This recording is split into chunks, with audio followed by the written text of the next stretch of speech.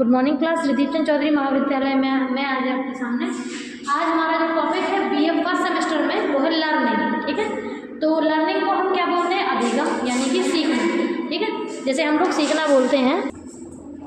देखिए हमारा जो टॉपिक है अभिगम, तो अभिगम का मतलब हम लोग अगर हम कॉमन भाषा में समझें जैसे हम सीखना समझ सकते हैं, यानी कि जब हम कोई चीज़ सीखते हैं तो वो हमारे लिए क्या होता है? वो लर्निंग होती है या अधिगम होता है। अगर कॉमनली हम बोलें तो कभी भी अधिगम कॉपी पेस्ट नहीं होता है। जैसे कोई भी चीज़ हम कंप्यूटर में कोई भी फाइल उठा के कॉपी पेस्ट कर देते हैं, लर्निंग वैसी कभी होती ही नहीं है। वास्तव में सामने वाला हमें क्या सिखाना चाह रहा है, हम क्या सीख रहे हैं, वो दोनों चीज़ें कभी एक जैसे हो नहीं सकती, ये बिल्कुल बनी बात है। ठीक है, तो कभी भी लर्निंग कॉपी पेस्ट होती ही नहीं है।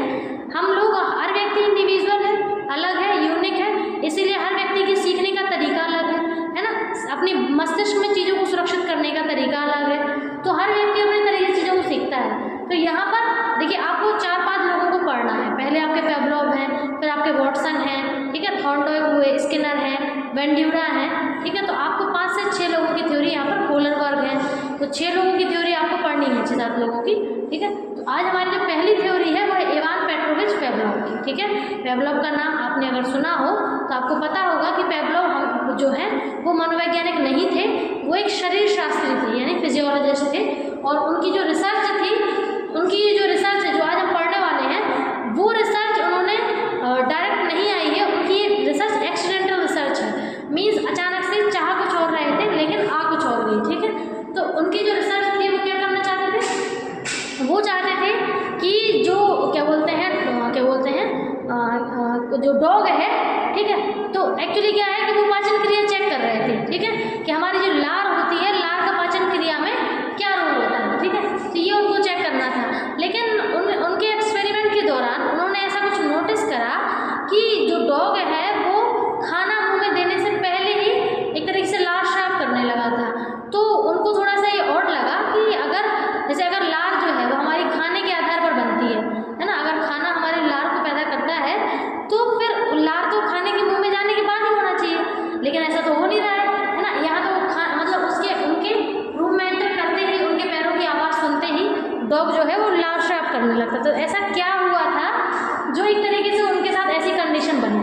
ठीक है, तो यही चीज़ फिर उनके दिमाग में आई और उन्होंने कहा अब तो मैं चेक करूँगा कि आखिरकार ऐसा क्या है। तो इस थ्योरी को उन्होंने नाम क्या दिया? Condition learning. क्या बोल रहे हैं? कंडीशनिंग लर्निंग, यानी कि जिसको हम लोग क्या बोलते हैं, प्राचीन अनुबंधन भी कहते हैं, प्राचीन अनुबंधन कहते हैं हिंदी में। ठीक है, तो ये इनकी थ्योरी का नाम था। मैं भी लिखी नहीं हूँ, थ्योरी लिख दूँगी अभी नाम। ठीक है, तो यहाँ पर उन्होंने 3 चीज़ें हैं जो इंडिविजुअल हैं, जो आपको समझनी ज़रूरी है। फर्स्ट उन्होंने सबसे पहले तो उन्होंने 4 चीज़ें समझाई। एक तो होता है CS, ठीक है, एक होता है UCS, एक होता है CR और एक होता है UCR। 4 चीज़ें हैं। देखिए UCS और UCR क्या होता है? UCS का फुल फॉर्म होता है अनकंडीशनड स्टिमुलस, यानी कि ऐसा कोई उद्दीपक जिसको आप कभी शर्त के आधार पर बांध नहीं सकते, जो चीज़ आप सिखा नहीं सकते, है ना, वो चीज़ इन्होंने दी। ठीक है, अब अगर हम आपसे कहें कि आप बचपन से आपको खाना खाना सिखाया गया है तो आप उस चीज़ को नहीं मानेंगे। क्यों? क्योंकि वास्तव में खाना खाना हमें कभी कोई सिखाता नहीं है, है ना। खाना हमें जन्म से आता है, ये कोई सीखने वाली प्रक्रिया तो थी नहीं। ठीक है, तो खाना क्या होगा? कंडीशन होगा या अनकंडीशन होगा? और वैसे आपका आंसर होगा अनकंडीशन, यानी कि जो चीज़ सिखाई ना जा सके वो अनकंडीशन और जिसको सिखाया जा सके वो कंडीशन। अब यहाँ पे आपको 2 चीज़ें समझ में आई है, कंडीशन और अनकंडीशन के बीच में क्या अंतर है। ठीक है, कंडीशन को जैसे सिखाया जा सके और अनकंडीशन को जैसे सिखाया ना जा सके। ठीक है, इसको हम सिखा नहीं सकते। अब आता है स्टिमुलस और रिस्पॉन्स। स्टिमुलस और रिस्पॉन्स क्या होता है? स्टिमुलस मीन्स उद्दीपक, यानी कि जो हम पर प्रभाव डाले वो क्या होता है? उद्दीपक। और जिसका हम पर प्रभाव पड़े, मतलब जिस पर हम अपना प्रभाव डालें, यानी कि हम उसके लिए उद्दीपक। ठीक है, दोनों चीज़ें होती हैं। अगर कोई चीज़ हमारे पर प्रभाव डाल रही है, यानी कि वो हमारे लिए उद्दीपक है ना, और हम प्रतिक्रिया देंगे उसके लिए, है ना। तो उद्दीपक यानी कि स्टिमुलस और प्रतिक्रिया मतलब रिस्पॉन्स। ठीक है, तो ये चीज़ है। ठीक है, तो ये थ्योरी का नाम मैंने लिख दिया है प्राचीन अनुबंधन। तो देखो आपको पता भी होना चाहिए कि अगर जैसे मान के चलो वो पेवलोव का नाम ही ना दे, है ना, आपके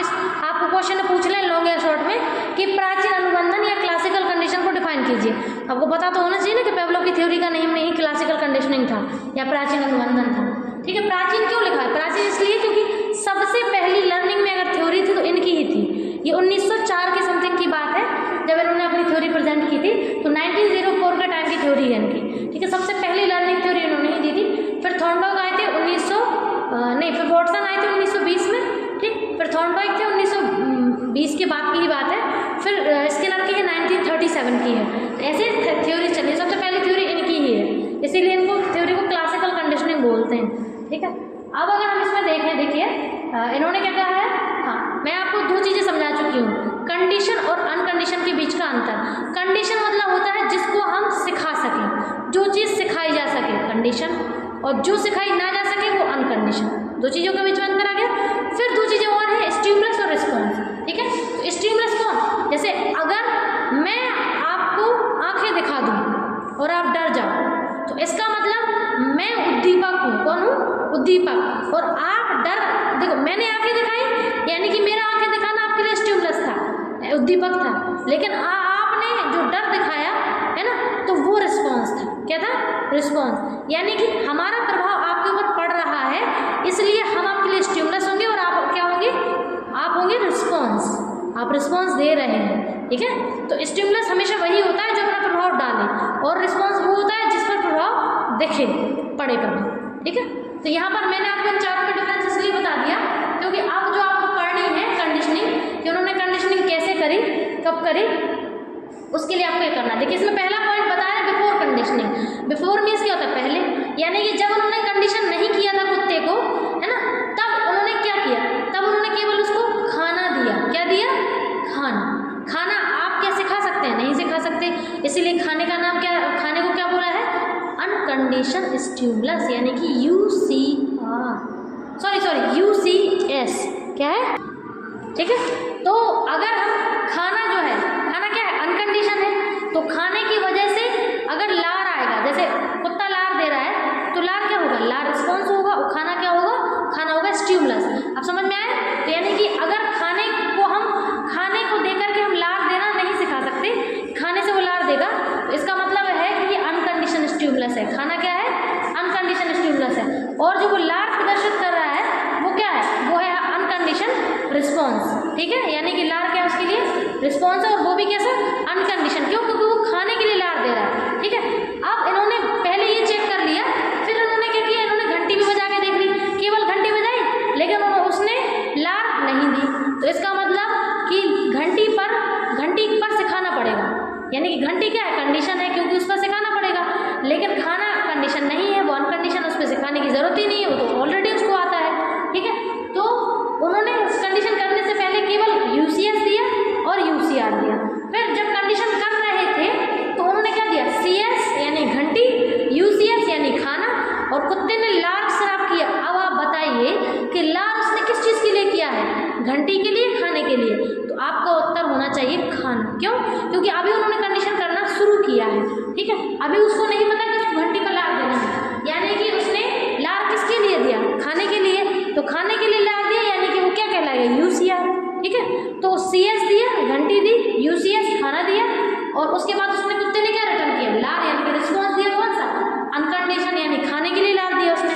तो ऐसे उसे उन्होंने 10 से 15 ट्रायल उन्होंने किया CS UCS के साथ, उसका UCR उनको मिलता रहा। ठीक है, अब उन्होंने क्या किया कि अब खाना देना बंद कर दिया। ठीक, अब केवल घंटी दी, यानी कि CS दिया। क्या दिया? CS। तो इसका मतलब अब जो लार आई है वो किसके लिए आई है? घंटी की वजह से।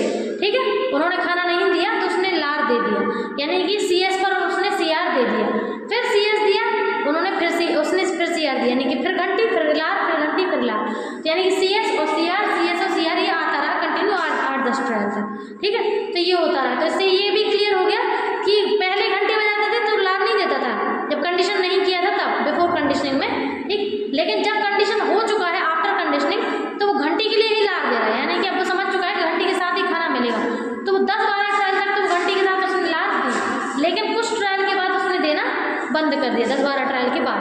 तो यानी कि अब वो ये सीख चुका है कि अब CS जो है वो काम नहीं कर रहा है, तो उसने CR भी देना बंद कर दिया। तो वो जो कंडीशन थी कि जब उसने घंटी पर वो CS दे रहे थे, लेकिन ये CR नहीं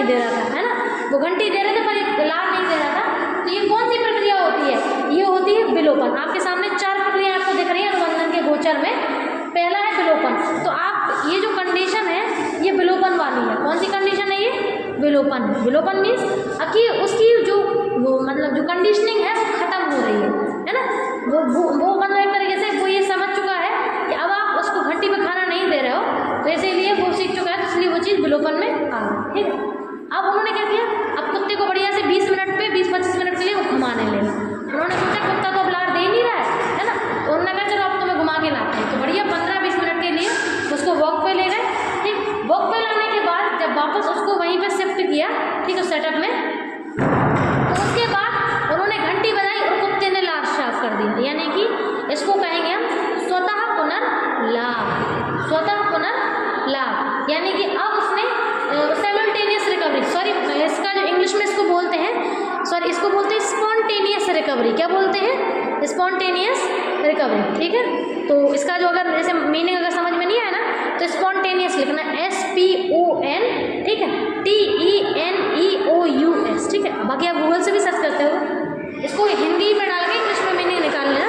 स्वतः पुनर्लाभ का स्पॉन्टेनियस रिकवरी बोलते हैं इसको। ठीक है। तो उन्होंने घंटी बजाई, उसने लार दे दिया, फिर घंटी बजाई, उसने फिर लार दे दी, फिर घंटी बजाई, फिर लार दी। तो यानी कि कहीं ना कहीं उसके साथ उसके दिमाग में कहीं ना कहीं ये चीज़ कंडीशनिंग थी कि खाना तो मिलेगा ही मिलेगा। तो स्वतः पुनर्लाभ ये हो गया। ठीक है।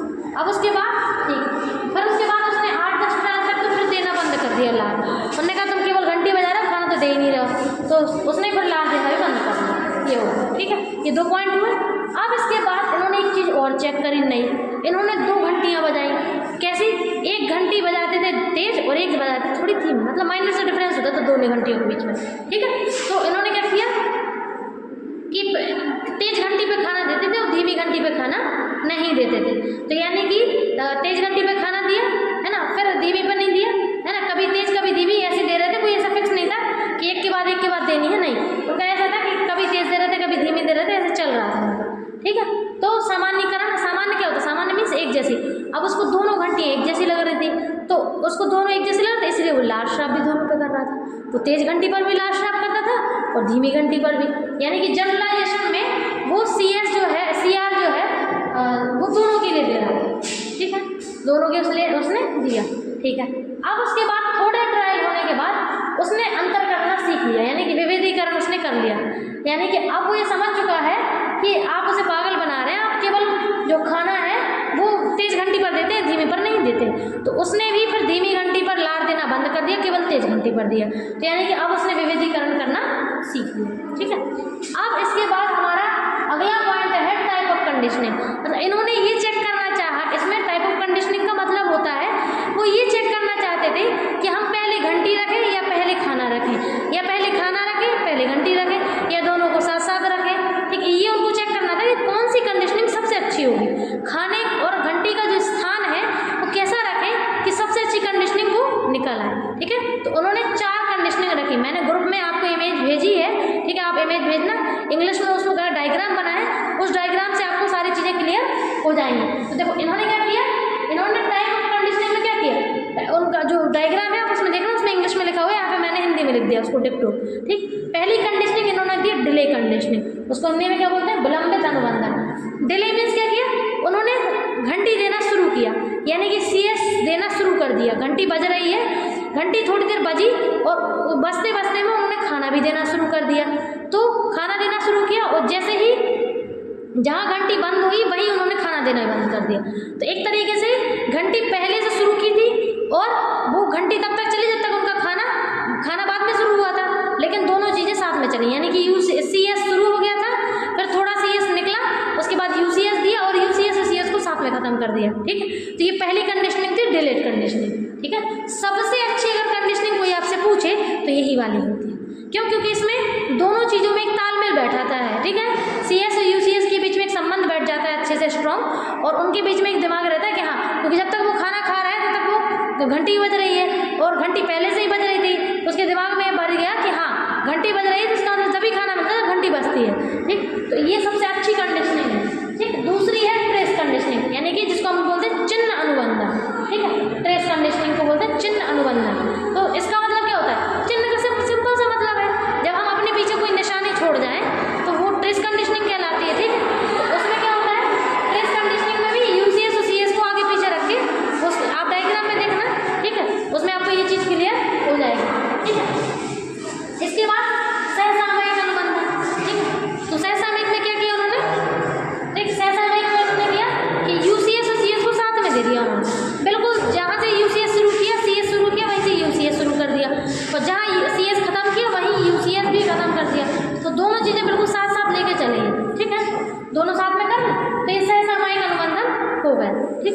अब इसके बाद इनका लास्ट है पृष्ठभूमि अनुबंधन। इसमें इन्होंने पहले CS दे दिया, सॉरी पहले खाना दे दिया UCS, और खाना देने के बहुत टाइम बाद इन्होंने UCS दिया, सॉरी CS दिया, घंटी दे दी। अब उसको क्या लेना देना है, खाना तो उसको मिल ही चुका है, ठीक। तो जो हमारी दूसरी है चिन्ह और चौथी पृष्ठभूमि, ये दोनों जस्ट अपोजिट हैं।